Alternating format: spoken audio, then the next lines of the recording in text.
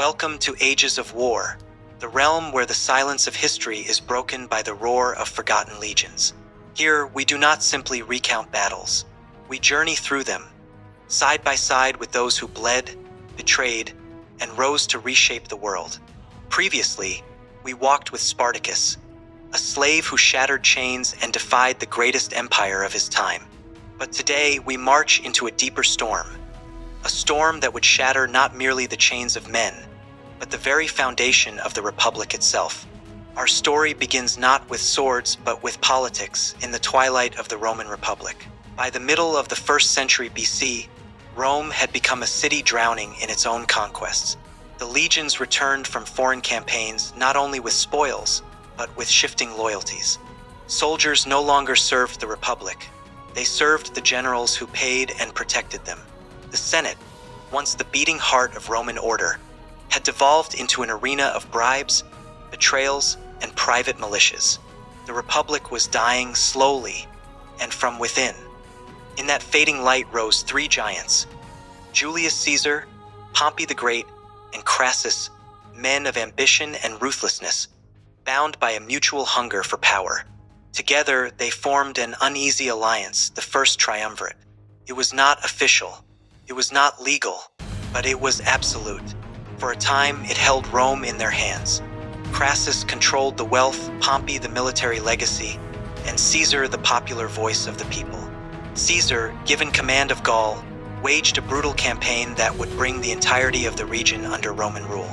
Over 8 years, he crushed tribes, crossed the Rhine, and even landed in Britain, earning him glory, loyalty, and unmatched military experience.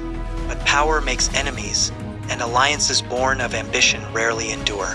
When Crassus perished in the east trying to invade Parthia, the balance collapsed. Pompey, once Caesar's closest ally, aligned himself with the Senate, who feared Caesar's rising influence.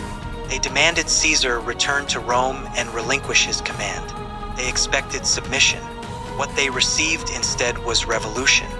In January of 49 BC, Caesar stood with his legion at the banks of the Rubicon River, the invisible wall separating his province from Italy. To cross with troops was a declaration of war. His officers hesitated. The penalty was death. But Caesar saw beyond the present. He saw a world where Rome was no longer ruled by corrupt aristocrats, but by vision and strength. And so, with a quiet command, Alia iacta est, the die is cast, he crossed the Rubicon. What followed was panic. Pompey and the Senate fled Rome without a fight. They abandoned the Eternal City, hoping to rally troops in the east, where Pompey's name still commanded respect. Caesar entered Rome as a hero to some, a traitor to others, but a conqueror to all. He paused only briefly in Italy before pursuing Pompey. Spain fell to him quickly.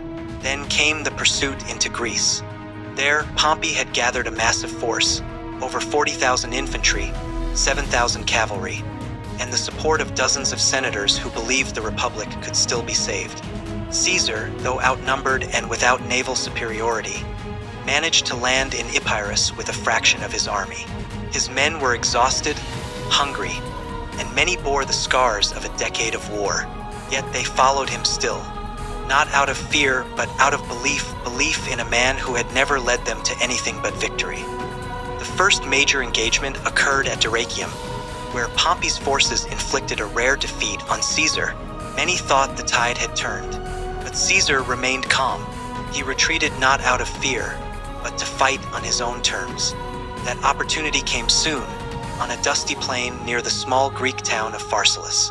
It was August 48 BC. Caesar had around 22,000 men.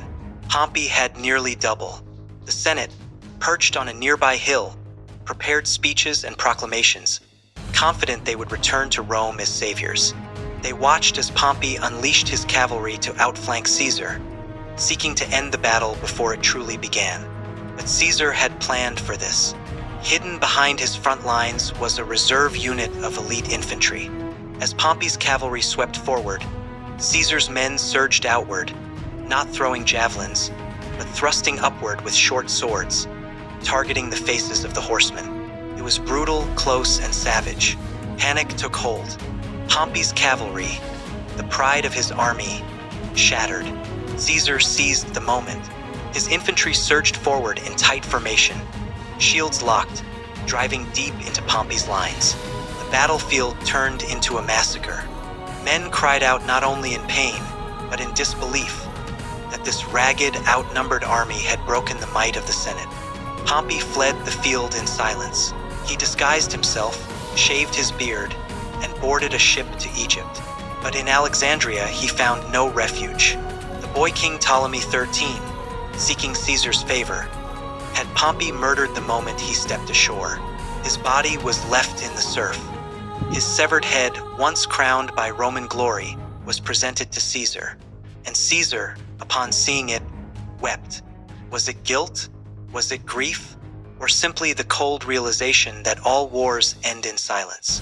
Caesar lingered in Egypt, entangling himself in the seductive chaos of its politics.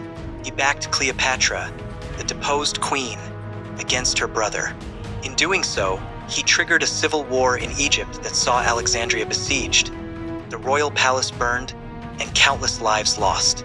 But Cleopatra triumphed, and with Caesar, she conceived a son, Caesarion. This affair, scandalous to the Romans, did nothing to slow Caesar's momentum.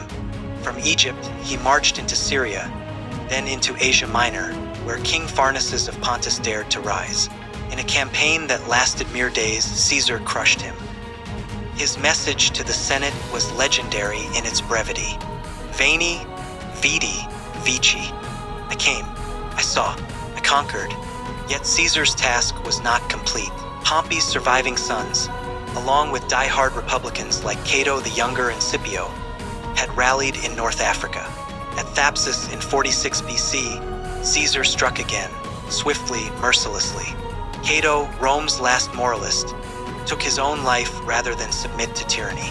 But the fire burned still. In 45 BC, Caesar marched to Hispania to face Gnaeus Pompeius, Pompey's eldest son. At Munda, the battle was vicious, nearly costing Caesar his life. He later said, "Today, I fought not for victory, but for survival." When it ended, over 30,000 bodies lay broken under the Spanish sun. And so, at last, Caesar stood alone. The Senate made him dictator for life. The people worshipped him. Statues rose. Months were renamed. His image replaced that of gods on coins. Rome had crowned a king, though none dared use the word. But in the shadows, knives were sharpened. In 44 BC, on the Ides of March, Caesar entered the Senate unguarded. He believed himself untouchable. He believed his vision was secure. He was wrong.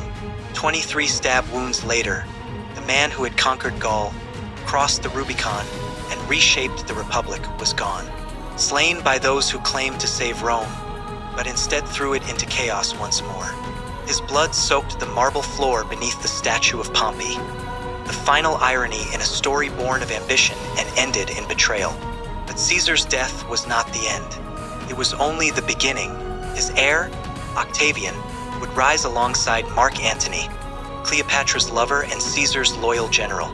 Together, they would unleash yet another civil war, one that would end with Cleopatra's death, Antony's suicide, and Octavian's transformation into Augustus, the first Roman emperor.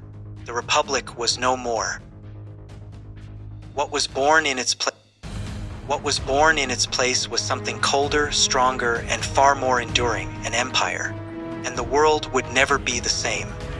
If this journey stirred your soul, if you heard the whispers of history between every clash of steel, then join us. Subscribe to Ages of War, where history is not dust and silence, but fire, blood, and memory.